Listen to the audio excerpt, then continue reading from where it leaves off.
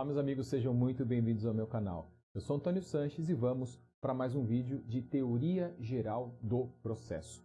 Nesse vídeo, o que a gente vai ver? A gente vai começar a falar dos sujeitos da relação processual. Existem vários aspectos que a gente pode falar dos sujeitos da relação processual, por isso nós vamos colocar aqui no canal vários vídeos tratando desse tema.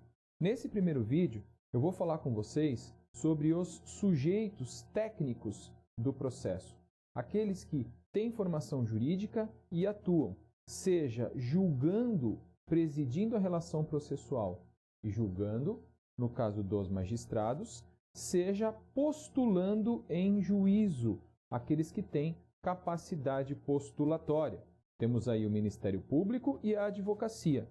E a advocacia a gente vai dividir em pública, pela representação do Estado, a defensoria, que é a advocacia pública, que defende as populações carentes, e a advocacia privada. Aqui vocês encontram as minhas redes sociais e clicando neste ícone aqui, você já estará inscrito no meu canal e ativando as notificações, vocês serão notificados toda vez que tiver vídeo novo e tem vídeo novo toda semana. Pois bem, vamos falar primeiro então do magistrado. O magistrado, ou seja, o juiz, ele vai exercer a função de presidir e julgar os processos. Se você der uma olhada aí na sua Constituição, no artigo 92, você vai ver a estrutura do Poder Judiciário. O Poder Judiciário, como você já sabe pelos outros vídeos aqui no canal, o Poder Judiciário exerce a função jurisdicional, a função de dizer o direito aplicável ao caso concreto. E quem faz isso? Os magistrados. A estrutura do judiciário ela é hierarquizada. E olhando o artigo 92 da Constituição, você vai identificar essa hierarquia, que começa lá no Supremo Tribunal Federal, órgão de cúpula do nosso Poder Judiciário, e termina nas varas judiciais, que são os órgãos de primeira instância. Mas nesse vídeo a gente não vai falar da estrutura do judiciário, a gente vai falar das pessoas, ou melhor, das funções que compõem tanto o judiciário como aqueles que postulam em juízo. Nessa medida, quero falar para vocês das formas de ingresso de um magistrado. Como é que uma pessoa se transforma em juiz? Como é que uma pessoa passa a integrar o judiciário na função de magistrado? Nós temos o concurso público de provas e títulos.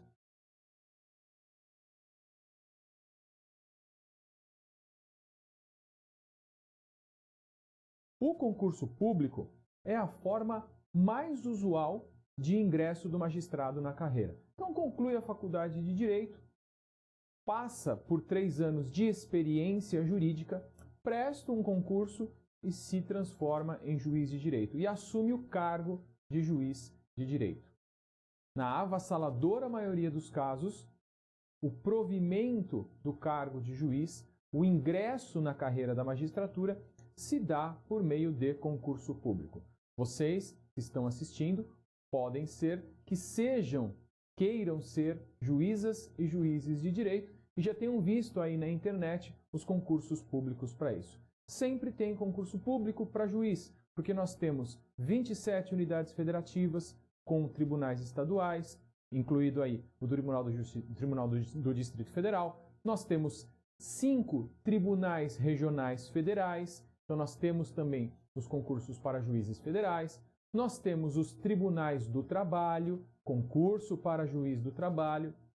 Então, na grande maioria das vezes, o magistrado ingressa por concurso público. Mas existem outras formas também de ingresso.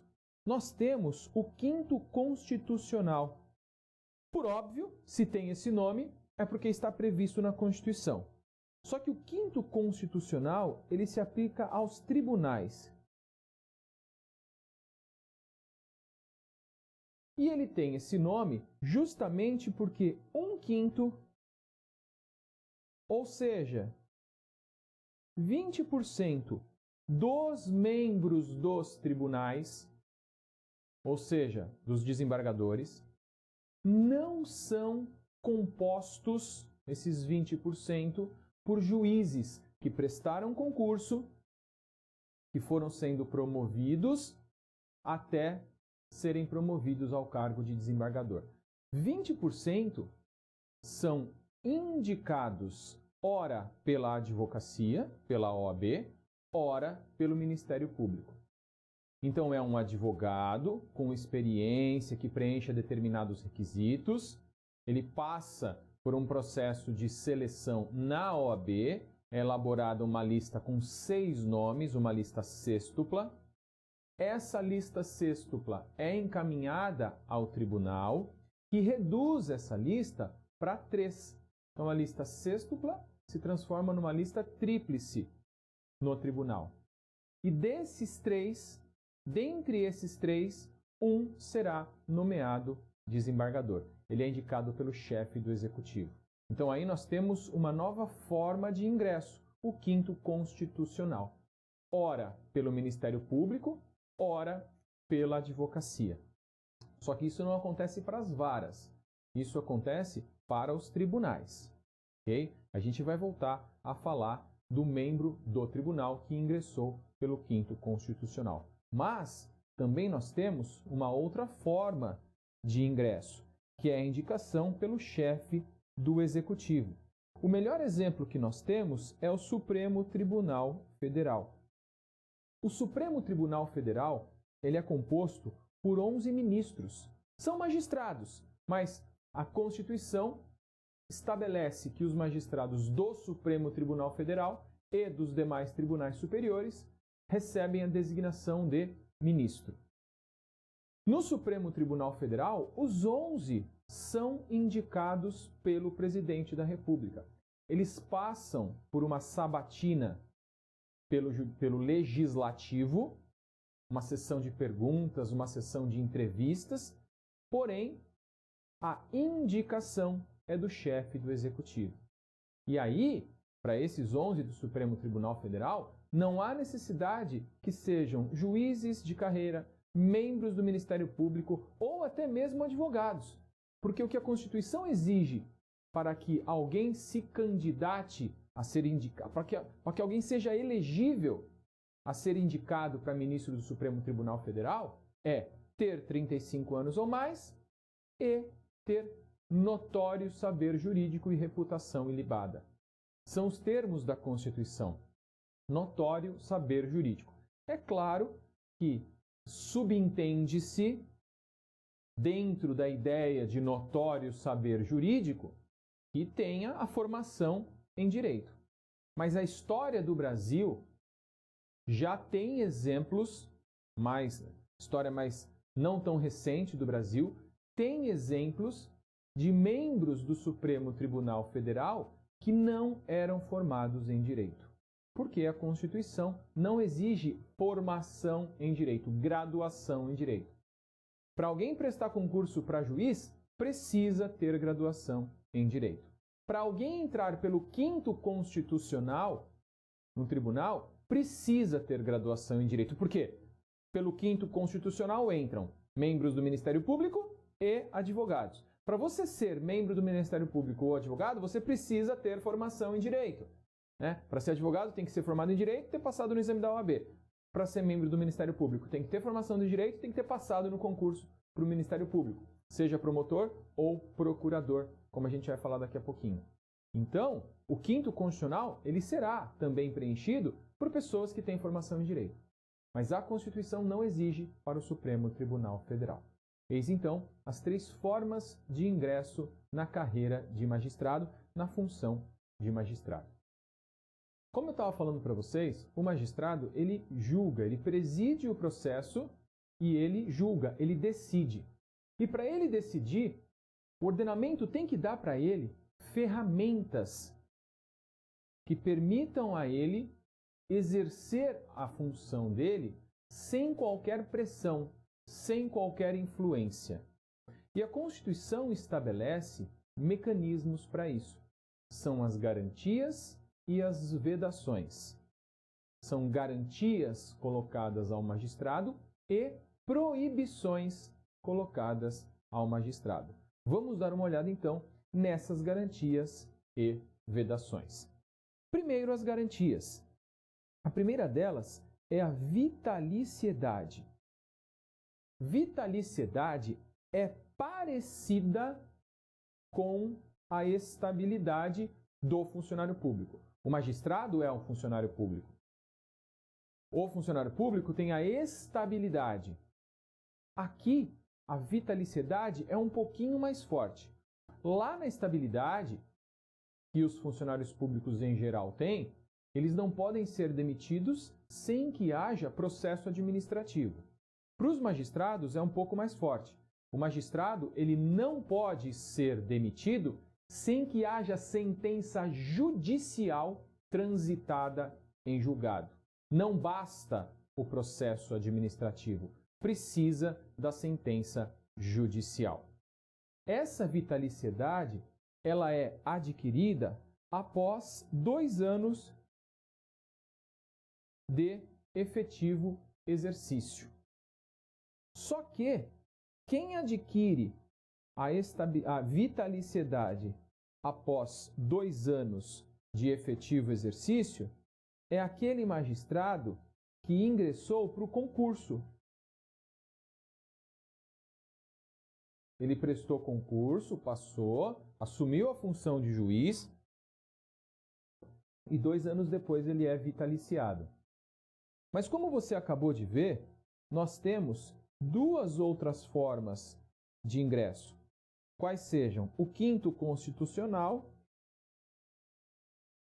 e a indicação pelo chefe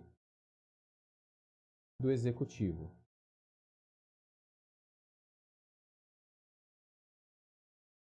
Nesses 2 casos, do 5º constitucional e da indicação pelo chefe do executivo, a obtenção da vitaliciedade é imediata.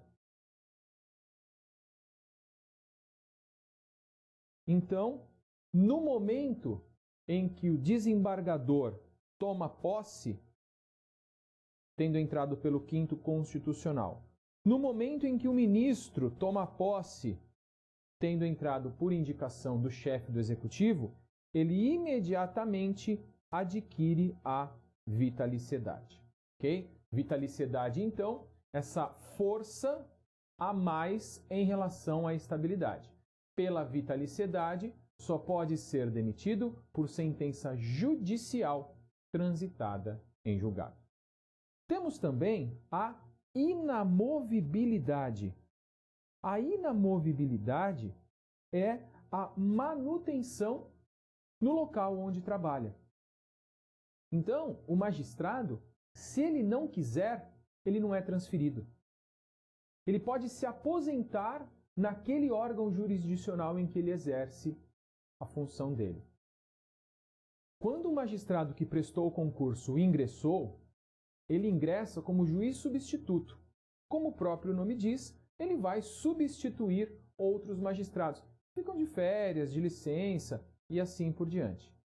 Enquanto ele é juiz substituto, ele não está inamovível. Ele não está ligado àquela vara, àquele juízo, àquele órgão jurisdicional. Quando ele deixa de ser substituto e passa a ser titular, quando ele titulariza uma vara, quando ele titulariza um juízo, ele passa a gozar da inamovibilidade. E aí, ele só pode ser transferido para outra vara por vontade dele ou por utilidade pública. Mesmo assim, em caso de utilidade pública, haverá a votação pelo órgão competente do tribunal para que seja imposta essa mudança. Mas a regra é que ele fique no órgão jurisdicional onde está. É claro que os juízes, eles acabam mudando de vara, porque para a promoção, então quando ele entra pelo concurso, ele é juiz substituto, aí ele vira titular de entrância inicial. Se ele quiser se aposentar naquela vara, ele vai. Só que ele nunca vai chegar a ser desembargador. Então, o que ele faz? Para haver a promoção, ele precisa, quando preenchidos outros requisitos específicos, quando abriu, por exemplo, vaga numa vara de entrância intermediária, ele se candidata para ser transferido para lá. Dentre aqueles que se candidataram, um será escolhido para ocupar essa vaga e ser promovido para a entrância intermediária. Nós temos 3 entrâncias: inicial, intermediária e final. A entrância final é aquele passo antes da promoção para desembargador. Por isso que os juízes acabam sendo motivados a se transferir. A transferência vai ser por critérios de antiguidade e merecimento. E aí, dentro da ideia de merecimento, cursos de aperfeiçoamento, avaliações positivas e vários outros requisitos previstos em lei específica. Para mais detalhes, dá uma olhadinha na LOMAN, na Lei Orgânica da Magistratura Nacional. Ela estabelece quais os requisitos, quais os detalhes para essa promoção. Além disso, nós temos também a irredutibilidade de subsídio. Na verdade, aí já é uma garantia estendida para todos os trabalhadores pela Constituição. A impossibilidade de que os proventos sejam reduzidos. Okay? Então, essas são as 3 garantias colocadas ao magistrado. Mas nós temos também as vedações, as proibições, que justamente servem para conferir maior autonomia, conferir uma proteção contra influências externas. Quais são essas vedações? Exercer outro cargo ou função, a não ser uma de magistério. Então, o magistrado ele não pode ter outro trabalho. A única outra função que ele pode ter é o magistério, lecionar direito. Além disso, ele não pode receber custas ou participação em processo.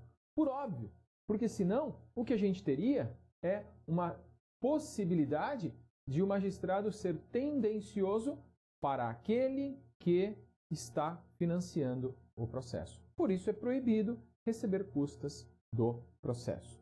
Também é proibido se dedicar à atividade político-partidária, para não sofrer influências políticas. Também é proibido receber, a qualquer pretexto, auxílios ou contribuições, a não ser algumas exceções previstas em lei. Tudo isso justamente para proteger o magistrado de ser influenciado, de sofrer pressões. E também nós temos a chamada quarentena, que na verdade não tem nada a ver com 40, mas é um afastamento durante 3 anos. Quando um magistrado sai do cargo de magistrado, ele por 3 anos não pode advogar perante o órgão jurisdicional aonde ele exerceu. Aí você fala, Antônio, mas ele já saiu. E aí, por quê? Na verdade, a quarentena busca preservar a imparcialidade dos magistrados que estão em exercício naquele órgão jurisdicional. É dizer, imagina um ministro do Supremo Tribunal Federal que acabou de se aposentar, que acabou de se desligar, ele na semana seguinte vai fazer uma sustentação oral perante o próprio Supremo Tribunal Federal. A Constituição entende que existe a possibilidade de que aqueles magistrados que ainda estão em exercício sejam influenciados pelo relacionamento que tenham com aquele ex-colega de toga, aquele que acabou de se desligar. Por isso, a quarentena, por isso, a vedação de advogar durante 3 anos. Ok? Então, essas as ideias básicas a respeito do magistrado, aquele sujeito do processo que preside e julga a demanda. Agora nós vamos ver aqueles sujeitos que peticionam, aqueles que têm a capacidade postulatória, sendo o primeiro deles o Ministério Público. O Ministério Público, né? Ele, durante a história do direito, ele vai adquirindo várias funções, principalmente pelos países da Europa, e a função que nós temos hoje, a atribuição que nós temos hoje é de defender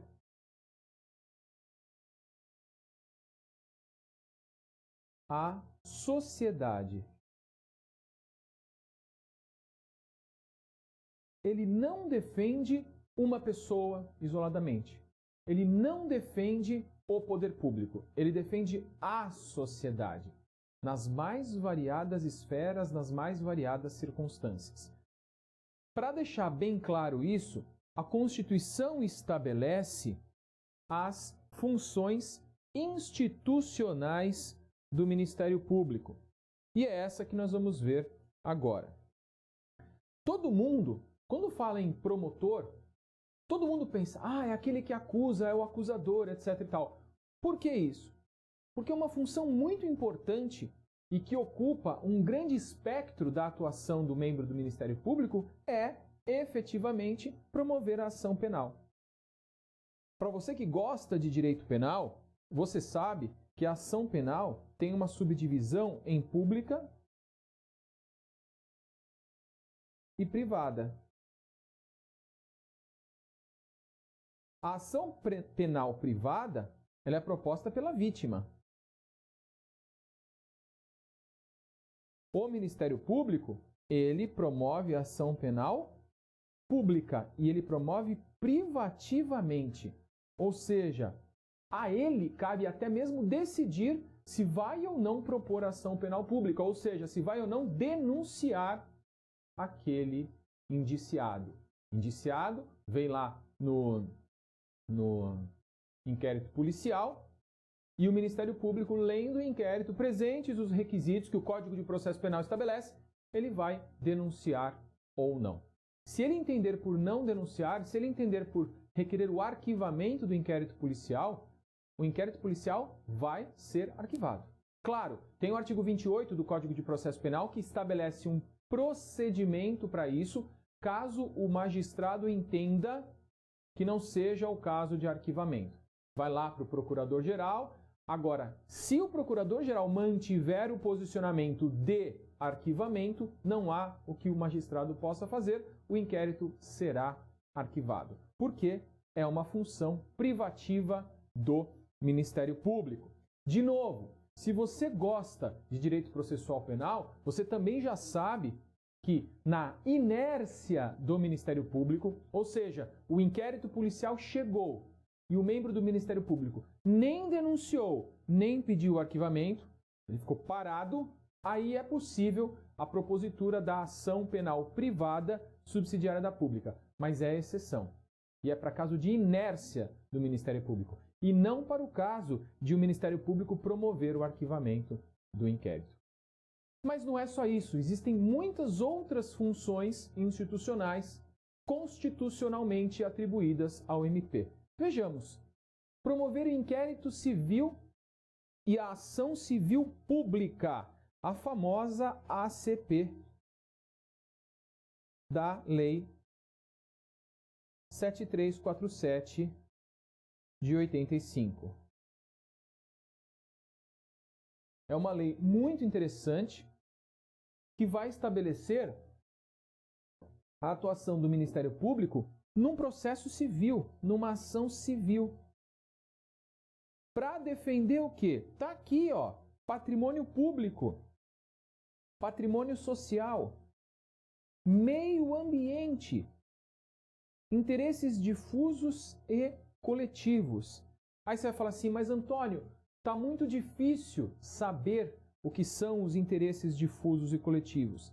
Vou buscar lá na Lei 7347. Pois é, você não vai encontrar na Lei 7347.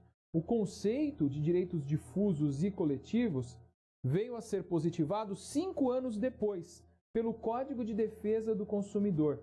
É mesmo, o Código de Defesa do Consumidor tem um pedacinho que regula as ações coletivas. E esse pedacinho do Código do Consumidor que regula as ações coletivas não se aplica só para as relações de consumo. se aplica para qualquer demanda coletiva.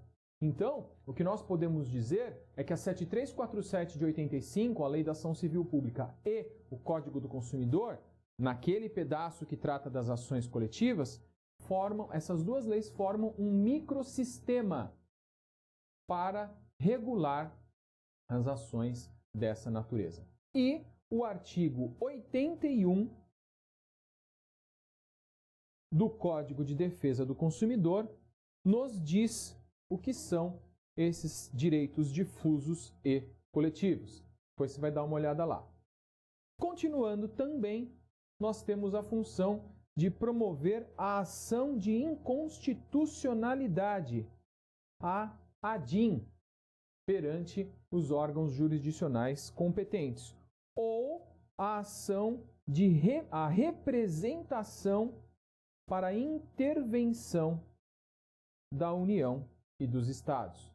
Então, quando há necessidade da intervenção da União em um Estado, o Ministério Público ele tem a função institucional de ajuizar a ação para pleitear essa intervenção. Notem, então, que até agora tudo que nós vimos em termos de função institucional do Ministério Público é tutelar a sociedade. Quando ele entra com uma ação penal, quando ele é o acusador, ele denuncia um réu criminal, ele está tutelando a sociedade que sofreu esse crime. Quando ele entra com uma ação civil pública ambiental, ele está tutelando a sociedade que efetivamente está sofrendo com a conduta daquele dano ao meio ambiente. Tá? Vamos continuar ainda nas funções institucionais. Defender em juízo os interesses das populações indígenas. Por óbvio, então, que as populações indígenas precisam dessa proteção, porque muitas delas até hoje são isoladas. E nessa medida, eles precisam de alguém que tutele os interesses deles em juízo. E essa função, além dos órgãos administrativos, também é exercida pelo Ministério Público. Na seara administrativa, o Ministério Público vai expedir notificações para comparecimento de pessoas, para a entrega de informações, para a entrega de documentos. Okay? Dentre esses procedimentos, nós podemos imaginar o próprio inquérito civil. O inquérito civil, que vai servir para reunir provas para uma eventual ação civil pública, o Ministério Público pode requisitar documentos, expedir notificações para obter essas informações. Mas não são só essas. O Ministério Público exerce o controle externo da atividade policial, requisita diligências, requisita instauração de inquérito policial. Ele também vai exercer outras funções que a Lei Orgânica Nacional do Ministério Público pode estabelecer. Mas tem algo muito importante, por isso eu destaquei bastante aqui para vocês.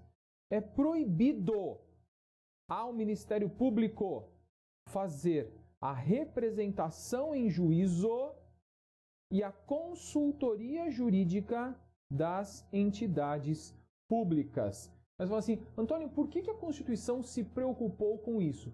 Porque isso é um marco característico dessas mudanças. Lembra no começo, eu falei para vocês que durante a história do direito, a atuação do Ministério Público foi sendo alterada. Durante algum tempo, uma das funções do Ministério Público era defender o poder público em juízo. Pela Constituição de 88, não. Ao contrário, para a Constituição deixar bem claro o que ela quer, a Constituição proíbe o Ministério Público de exercer a representação judicial ou a consultoria das entidades públicas. Eis então as funções institucionais do Ministério Público. O Ministério Público, ele é permeado, ele é informado por três princípios institucionais. Temos aqui os três princípios institucionais do Ministério Público: unidade, indivisibilidade e independência funcional. O que significa o princípio da unidade? Significa que o Ministério Público ele é uno, ele é único, ele é uma coisa só. Então, todos os membros do Ministério Público, os promotores de justiça, os procuradores de justiça, os procuradores da República, eles são o Ministério Público. Então, quando há a manifestação de um dos membros do Ministério Público, é a manifestação do próprio Ministério Público em si. Então, é como se cada membro fosse o Ministério Público. Essa é a ideia de unidade. Em decorrência disso, nós temos o princípio da indivisibilidade, que é uma outra faceta da mesma circunstância, é um outro lado da mesma moeda. Como ele é uno, ele também é indivisível. É ele, Ministério Público, que atua no processo. Não é o promotor A ou o promotor B. É o Ministério Público.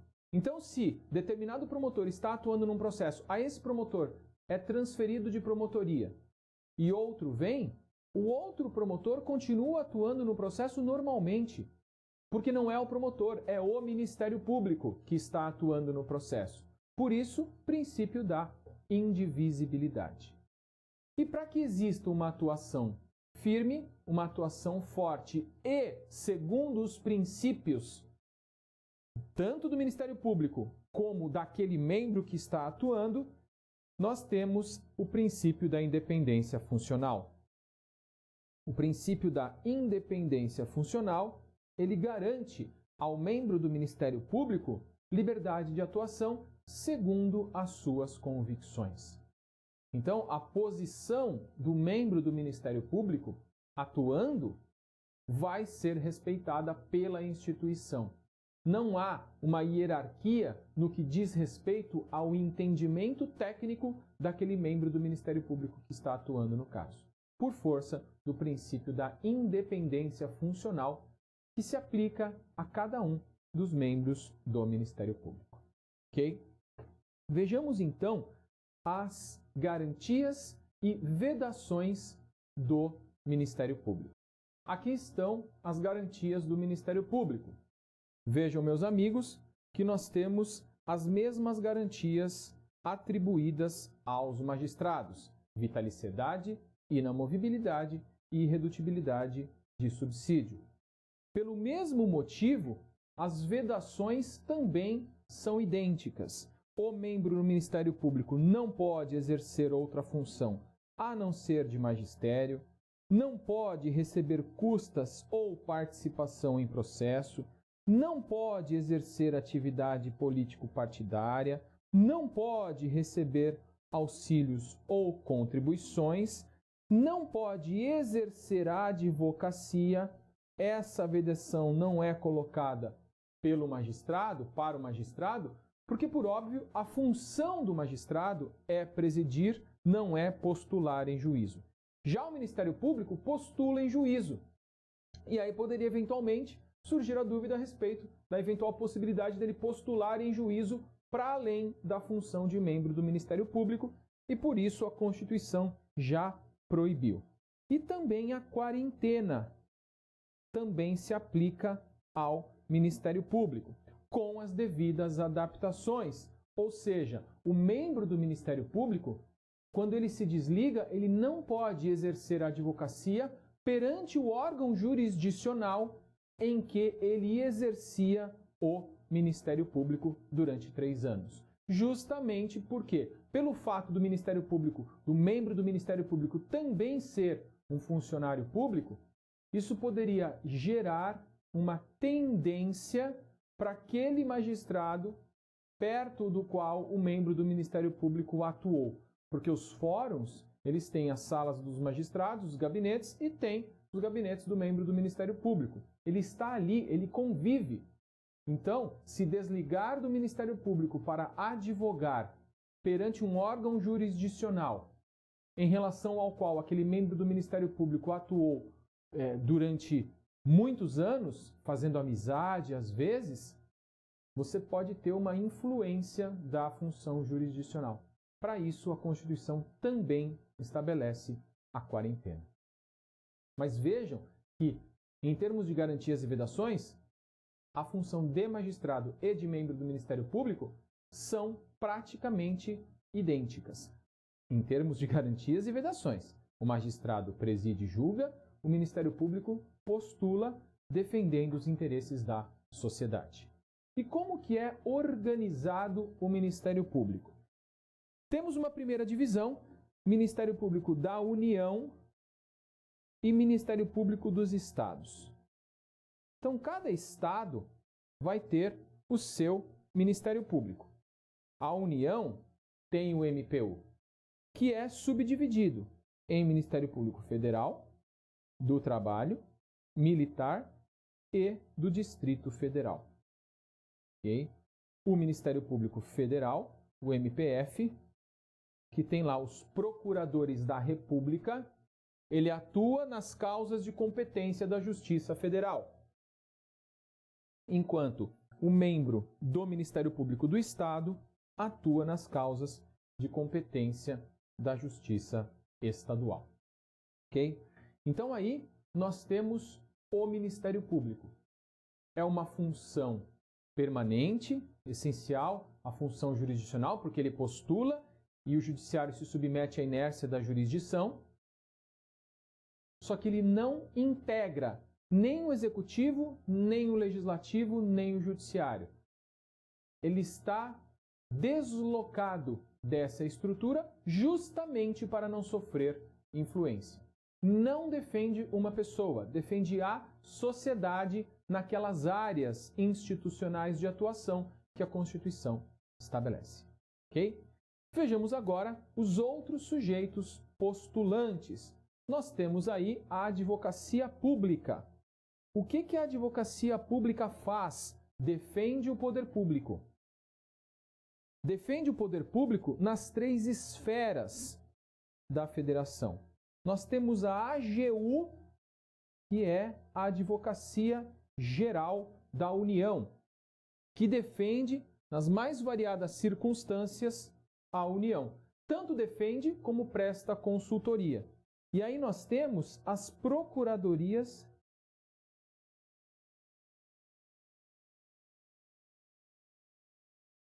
ligadas à AGU. Então nós temos a Procuradoria Federal. Nós temos a Procuradoria da Fazenda Nacional. Nós temos a Procuradoria Autárquica. E nós temos os advogados da União. Todos eles vinculados à AGU. Cada um deles exercendo uma função específica dentro dessa gigante estrutura da União. A União é enorme. Ela tem atuação em vários segmentos e precisa de representação judicial em todos esses segmentos. No âmbito dos estados, a gente também tem as procuradorias, bem como no âmbito dos municípios. Então, nós temos em cada estado a Procuradoria do Estado, que vai representar o estado, e em alguns municípios nós temos as procuradorias dos municípios.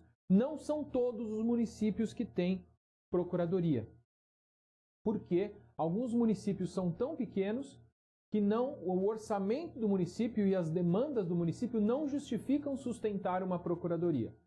Aí o que o município faz? Contrata advogado, faz licitação, tem todos os processos administrativos para isso, mas ele contrata um advogado. Ele não precisa ter os custos funcionais de uma procuradoria. Okay? Esses, então, os advogados públicos. Mas também temos a advocacia privada, que são os advogados. Como é o ingresso na advocacia privada? Nós temos o exame da Ordem dos Advogados do Brasil, E aqueles que passam no exame da ordem, eles se inscrevem na OAB. Então, não basta passar no exame, tem que se inscrever. É claro que uma coisa é automática em relação à outra. Aquele que presta o exame da OAB quer advogar, então ele, passado no exame da OAB, vai requerer a inscrição dele nos quadros da Ordem dos Advogados do Brasil. Essa é a forma de ingresso. Basta ter uma reputação ilibada, né? A OAB exige algumas certidões negativas, processo criminal, etc., para aquele que, uma vez aprovado no exame da OAB, postule a inscrição nos quadros da Ordem dos Advogados do Brasil, e aí ele é um advogado. No meu caso, por exemplo, sou advogado. E o advogado particular, ele atua por procuração. Ele não é um integrante de uma estrutura de poder. Por esse motivo, toda vez que ele vai atuar para um cliente, esse cliente vai outorgar uma procuração para ele. Se você quiser saber mais a respeito da procuração outorgada ao advogado, dê uma olhadinha no artigo 105 do Código de Processo Civil, que traz lá os elementos, os poderes conferidos ao advogado por meio da procuração, a famosa procuração ad judicia. Por último, mas não menos importante, nós temos a defensoria. A defensoria pública, ela é o órgão de advocacia, é um órgão de advocacia vinculado ao Estado que defende as pessoas carentes, que defende os menos favorecidos. Porque se você olhar lá naquele vídeo aqui no canal, na playlist de Teoria Geral do Processo, aquele vídeo que trata da gratuidade da justiça, lá eu falo para vocês que a gratuidade não é só da justiça, mas é a gratuidade de assistência jurídica, seja na prestação de informações, seja no fornecimento de advogados, seja na isenção das custas. E esse fornecimento de advogado para aqueles que necessitam é feito por meio da defensoria. Essa é a função da defensoria. Nós temos a Defensoria da União, que atua nas causas e nas questões vinculadas à Justiça Federal, e nós temos as defensorias dos estados, que atuam nas causas vinculadas à Justiça Estadual. Ok? Claro, a atuação é muito maior na Defensoria dos Estados, porque as causas que mais demandam atuação para pessoas carentes, aquelas causas de alimentos, aquelas causas de divórcio de pessoas carentes, ação de alimentos, questões relativas à guarda, à filiação, são de competência da Justiça Estadual e, por esse motivo, são tuteladas pela Defensoria Pública dos Estados, que acaba aparecendo muito mais. Porém, você que está assistindo esse vídeo, dá uma olhada, talvez você nem saiba, mas existe a Defensoria Pública da União. Dê uma olhadinha na internet que você vai achar bastante interessante. E a forma de ingresso também é concurso público. O defensor público também ingressa por concurso de provas e títulos. Um concurso muito parecido com um concurso para juiz, um concurso para promotor de justiça, com um concurso para procurador, seja procurador federal, estadual ou municipal. E tem o concurso para defensor público. Ok? Vimos então o aspecto estrutural daqueles sujeitos postulantes, daqueles sujeitos que têm capacidade postulatória e do sujeito imparcial que preside a relação processual. Ok? Nos próximos vídeos a gente continua estudando outros aspectos daqueles que atuam numa relação processual. Compartilhe esse vídeo, curta o canal, porque isso ajuda bastante a gente. Um grande abraço, bons estudos e até a próxima!